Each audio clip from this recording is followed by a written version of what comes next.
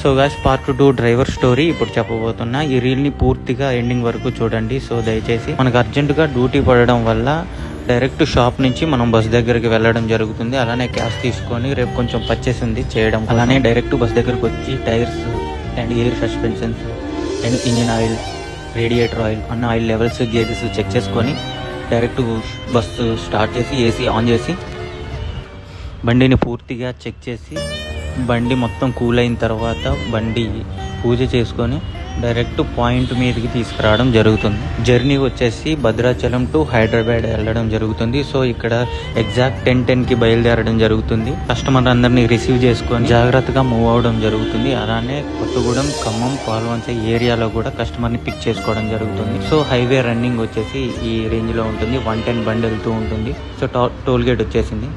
So novel toilet దాటిన తర్వాత దాబా కానీ హోటల్ కానీ వస్తుంది. సో రెస్ట్ స్టాప్ ఉంటుంది. ఇక్కడ టాయిలెట్స్ వెళ్ళడానికి మనకి టీ బ్రేక్ కూడా కాఫీ తాగడం జరుగుతుంది.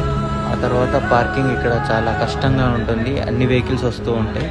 సో హైదరాబాద్ వచ్చేసాం మొత్తానికి. సో ఎల్బీ నగర్ నుంచి డ్రాపింగ్ అనేది ఉంటుంది. So LB Nagar to BHEL వరకు కూడా మన కస్టమర్ దేవుళ్ళను వాళ్ళ గమ్యస్థానాల్లో సేఫ్గా దింపడం జరుగుతుంది. సో ఈ కంపెనీ వచ్చేసి నేను 8 ఇయర్స్ నుంచి ఇందులో చేయడం జరుగుతుంది. నేను ఇక్కడ వరకు రావడానికి కారణం ప్రధాన పాత్ర వచ్చేసి బిఎస్ఆర్ ట్రావెల్స్. సో ఈ కంపెనీలో నేను 8 ఇయర్స్ నుంచి జాబ్ చేయడం జరుగుతుంది. So thanks BSR travels.